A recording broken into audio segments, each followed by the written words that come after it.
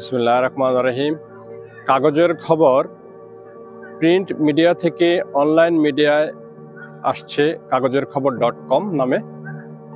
তাদের প্রতি শুভকামনা রহিল এবং এক ঝাঁক দক্ষ সাংবাদিকতায় যারা সাংবাদিকতা করেছেন প্রিন্ট মিডিয়াতে, তারা এখন অনলাইন মিডিয়া আসছেন।